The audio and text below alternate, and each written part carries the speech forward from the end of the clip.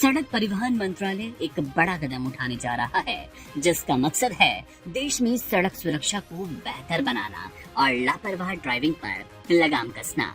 अब driving licence धारकों को सतर्क रहना होगा, क्योंकि सरकार एक नया नेगेटिव पॉइंट सिस्टम लागू करने की तैयारी में है। इस सिस्टम के तहत अगर कोई व्यक्ति ट्रैफिक नियमों का उल्लंघन करता है, जैसे सिग्नल तोड़ना, तेज रफ्तार में गाड़ी चलाना या गलत दिशा में वाहन चलाना, तो उसके ड्राइविंग लाइसेंस पर नेगेटिव पॉइंट्स जुड़ जाएंगे। अगर ये पॉइंट्स एक तय सीमा से ज्यादा हो जाएं, तो उसका ड्राइविंग लाइसेंस निलंबित या स्थायी रूप से रद्द हो जाएगा। दुनिया के कई विकसित देशों में ये सिस्टम पहले से ही सफलतापूर्वक लागू है। Australia, UK, Germany, Brazil, France और कनाडा जैसे देशों में पॉइंट सिस्टम के जरिए बार बार ट्रैफिक नियम तोड़ने वालों पर नजर रखी जाती है और उन्हें समय रहते ही दंडित किया जाता है। भारत में भी अब ऐसा ही एक कड़ा लेकिन बेहद जरूरी बदलाव आने वाला है।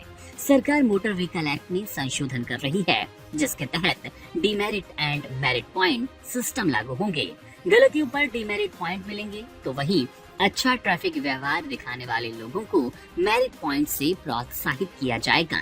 2011 में एस सुंदर कमेटी ने इसी तरह के पॉइंट सिस्टम की सिफारिश की।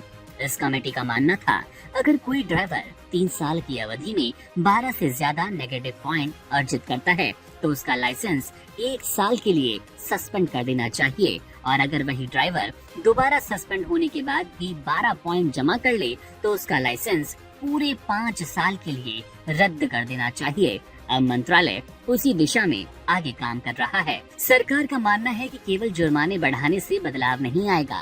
2019 में जुर्मानों में भारी इजाफा किया गया, फिर भी हर साल 1.7 लाख से ज्यादा लोग सड़क हादसों में जान गंवा रहे हैं।